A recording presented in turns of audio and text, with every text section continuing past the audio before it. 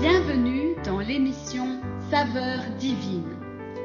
Cette bonne nouvelle du royaume sera prêchée dans le monde entier pour servir de témoignage à toutes les nations. Alors viendra la fin. Ce pain céleste vous est présenté par Immaculée Niraneza.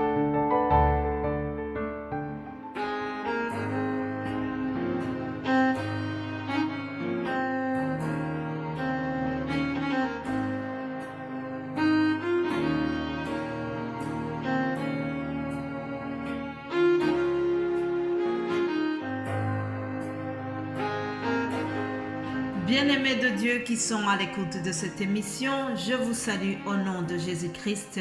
Que la paix de notre Seigneur soit avec vous. Je bénis Dieu pour ce moment qu'il me donne encore d'être avec vous pour partager la parole de Dieu. Et nous allons continuer nos méditations tout doucement. Nous sommes bientôt à la fin de cette semaine qui a été consacrée au miracle de Dieu. Nous avons un Dieu tout-puissant, un Dieu qui est différent des idoles.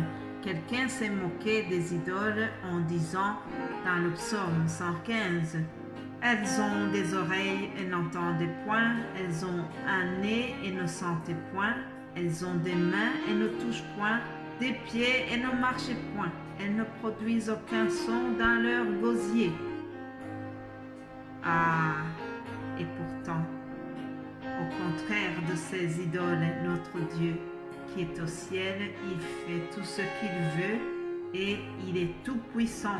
Il est tout puissant, il est différent des idoles. Alléluia.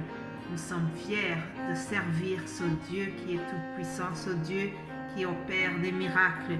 Aujourd'hui, nous allons voir un miracle qu'il a produit au travers son serviteur Élie dans 1 Roi 17. À partir du verset 17, justement, je lis au nom de Jésus-Christ. Après ces choses, le fils de la femme, maîtresse de la maison, devint malade et sa maladie fut si violente qu'il ne resta plus en lui de respiration. Cette femme dit alors à Élie, « Qu'y a-t-il entre moi et toi, homme de Dieu ? Es-tu venu chez moi pour rappeler le souvenir de mon iniquité et pour faire mourir mon fils ?» Il lui répondit, « Donne-moi ton fils. » Et il le prit du sein de la femme, le montant dans la chambre haute où il demeurait et le coucha sur son lit. Puis il invoqua l'Éternel et dit, « Éternel mon Dieu, est-ce que tu affligerais au point de faire mourir son fils, même cette veuve chez qui j'ai été reçu comme un hôte ?» Et il s'étendit 3 fois sur l'enfant, invoqua l'Éternel et dit, « Ô Éternel mon Dieu, je t'en prie que l'âme de cet enfant revienne au-dedans de lui. » L'Éternel écouta la voix d'Élie et l'âme de l'enfant revint au-dedans de lui et il fut rendu à la vie. Alléluia. Élie prit l'enfant, le descendit de la chambre haute dans la maison et le donna à sa mère. Et Élie dit, « Vois, ton fils est vivant. » Et la femme dit à Élie, « Je reconnais maintenant que tu es un homme de Dieu et que la parole de l'Éternel dans ta bouche est la vérité. » Alléluia. Que toute la gloire revienne à notre Dieu. Alléluia. Ce passage commence par dire « après ces choses ». C'est quoi ces choses? C'est après que Élie a été séjourné dans cette famille chez une veuve à Sarepta, une ville située à la côte méditerranéenne au sud de Sidon. Et c'est dans une région où le culte de Baal est vraiment très répandu.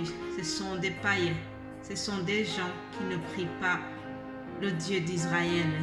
Alors ils ont voué le culte à Baal qui est le Dieu de l'orage et de la fertilité. Cependant, ce Dieu-là, ce Baal n'a pas réussi à donner la pluie. Élie avait la faveur de Dieu. Élie, c'est le serviteur de Dieu qui avait affronté le roi Akab et qui lui a dit que la pluie ne va pas tomber. Et c'est ce qui est passé. Pendant 3 ans et demi, le prophète Élie avait prié et la pluie n'a plus tombé dans ce pays. Alors Élie est entré chez la veuve. Dieu lui a ordonné d'aller séjourner chez la veuve. Et cette veuve devait le nourrir. C'est très étonnant qu'il y avait plusieurs personnes, plusieurs familles dans cette ville. Il y avait des familles riches à Sarepta. Cependant, Dieu a choisi d'envoyer son serviteur chez une veuve, une pauvre veuve qui n'avait rien. C'est la famine pour tout le monde. Et Élie est envoyé justement dans une famille pauvre où il n'y a plus rien. La femme lui dit qu'il ne lui reste rien du tout à part une petite mesure de farine et un peu d'huile. On peut se demander pourquoi est-ce que Dieu choisit d'envoyer son serviteur là-bas. La réponse est celle-ci, chers amis. Dieu a choisi les choses folles du monde pour confondre les sages. Dieu a choisi les choses faibles du monde pour confondre les fortes. Voilà la réponse. Alors, une fois qu'Élie est dans cette famille, la femme a obéi. La femme, malgré qu'il ne lui restait rien, elle a obéi, elle a reçu Élie. Elle a manifesté beaucoup de gentillesse et d'hospitalité aux serviteurs de Dieu. Et la suite, c'est que Dieu a opéré justement un miracle d'approvisionnement dans cette famille. Et depuis que la femme avait obéi en recevant Élie, voilà, la suite, c'est que depuis lors, la farine n'a plus manqué dans cette maison. Et l'huile n'a jamais diminué dans son pot. Alléluia. Voilà ce que Dieu fait lorsque nous ouvrons nos portes pour donner l'hospitalité. Nous sommes bénis abondamment. Que cela nous serve vraiment de leçon. Alors, la suite, malheureusement, ce qui a suivi, c'est que l'enfant, le fils de la veuve était malade et sa maladie l'a emporté. Il est mort. Après la mort de son fils, la maman s'est révoltée. La maman s'est dit, voilà, j'ai hébergé le serviteur de Dieu, mais cela ne m'empêche pas d'avoir le malheur. Comment ça se fait qu'il m'arrive ce malheur alors que j'ai fait une bonne action? Elle a murmuré. Elle a dit même à Élie, es-tu venu chez moi pour rappeler le souvenir de mon iniquité, pour faire mourir mon enfant? Elle est en train de culpabiliser le serviteur de Dieu. Cependant, chers amis, ce n'était pas un hasard. Des fois, Dieu accepte que des malheurs comme ça arrivent parce qu'il savait qu'il va se manifester après.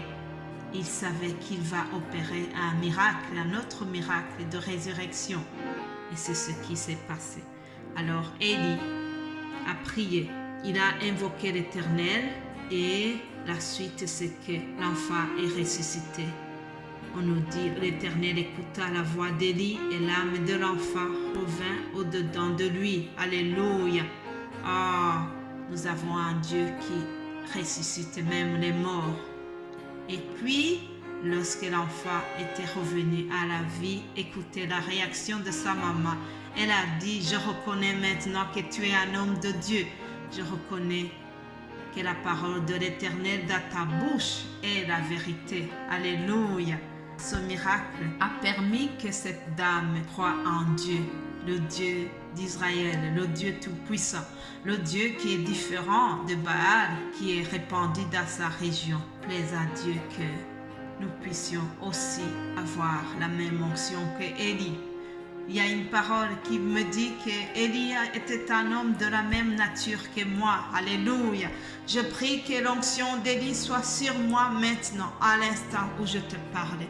Je prie que cette onction soit pareille que Jésus ordonne pour que ton travail ressuscite. Que Jésus ordonne pour que ta joie revienne si tu étais désespéré. Je prie que Jésus ordonne pour que ta fertilité revienne si tu étais en attente des enfants. Alléluia. Tout est possible à celui qui croit. Sois béni. Et nous allons continuer nos méditations demain. Alléluia. Soyez bénis. Passez une excellente journée. Amen.